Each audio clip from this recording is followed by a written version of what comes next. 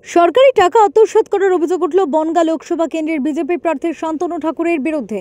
প্রসঙ্গত, গোবরডাঙ্গা খাটুরা হাই স্কুলের smart classroom এবং আরও বেশ কিছু উন্নয়নের জন্য 10 লক্ষ টাকা দেওয়া হয়েছে বলে ইস্তেহারে দাবি করেন শান্তনু ঠাকুর।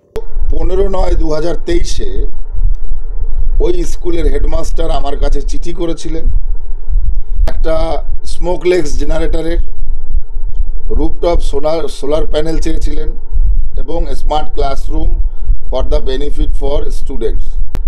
এই যে হাতে এই যে ওনার চিঠি এবং ওনার এই যে স্বাক্ষর, এটা তো মিথ্যা নয়। কিন্তু সংসদ তহবিলের কোনো অর্থ স্কুলকে দেওয়া হয়নি বলে দাবি করেন ওই স্কুলের প্রধান শিক্ষক।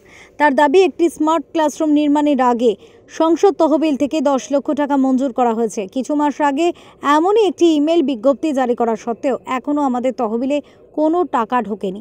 স্মার্ট ক্লাসরুম প্রকল্পটি অসম্পূর্ণ রয়ে গিয়েছে। বিষয়টা তো অদ্ভুত লাগছে। আমাদের স্কুলে এমপি ল্যান্ডের কোনো টাকাই, এবং যে দেখলাম যে ইস্তাহারে 10 লক্ষ টাকা আমাদের বিদ্যালয়ে স্মার্ট ক্লাসরুমের জন্য খরচের হিসাব দেখানো হয়েছে। আমাদের স্কুলে একটা টাকাও স্কুলে আসেনি বা এরকম কোনো স্কিম আমাদের স্কুলে কোনো কার্যকর হয়নি। এবং এটা আমি শুনেই সঙ্গে সঙ্গে দেখেই আমি আমাদের স্কুলের মাস্টারমশাই এবং আমার ম্যানেজিং কমিটির মেম্বার সাধনবাবুকে নিয়ে একটা ফেসবুকেই আমরা জানিয়ে দিই, এটা সর্বৈব মিথ্যা। আমাদের স্কুলে এরকম কোনো স্কিম কার্যকর হয়নি। যদিও এই বিষয়ে শান্তনু ঠাকুর বলেন, প্রধান শিক্ষক এই কথা অস্বীকার করেছেন। তার কারণ, শিক্ষা ব্যবস্থা রাজ্য সরকারের পরিচালনায় পরিচালিত হয়। প্রধান শিক্ষক যদি সত্যি কথা স্বীকার করেন তবে তার চাকরি চলে যেতে পারে, সেই ভয়েই মিথ্যাচার করছেন প্রধান শিক্ষক। এটাও টিএমসির সেম ঘটনা। উনি আমাদের কাছে প্রস্তাব দিয়েছিলেন। দেখুন, এরা সবাই রাজ্য সরকারের শিক্ষা মন্ত্রণালয়ের আন্ডারে, এদের চাকরি চলে যেতে পারে।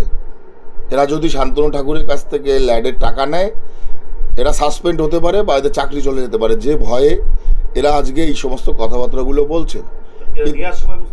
এরা নেওয়ার সময় ভেবেছিল এটা নিয়ে এত বেশি হাইলাইট হবে না। আজকে আমাকে অপবাদ দেওয়ার আগে টিএমসি নিজে ভাবুক যে ওদের পেছনে কতটা গন্ধ লাগানো আছে। এ বিষয়ে সংবাদ মাধ্যমের সামনে বনগাঁ লোকসভা তৃণমূল প্রার্থী বিশ্বজিৎ দাস বলেন, শান্তনু ঠাকুর সংসদ থাকাকালীন 25 কোটি টাকা পেয়েছিলেন, কিন্তু তিনি এই টাকা লুটপাট করেছেন। আমরা এই দুর্নীতির পূর্ণ তদন্ত দাবি করছি এবং যথাযথ ব্যবস্থা নেওয়ার আবেদনও জানাচ্ছি। শান্তনু ঠাকুর নিজের ডেভেলপমেন্টের টাকা যে 5 কোটি টাকা করে পেয়েছেন, সেই টাকা 5 বছরে 25 কোটি টাকা যেভাবে নয় করে টাকাটা লোপাট করেছে।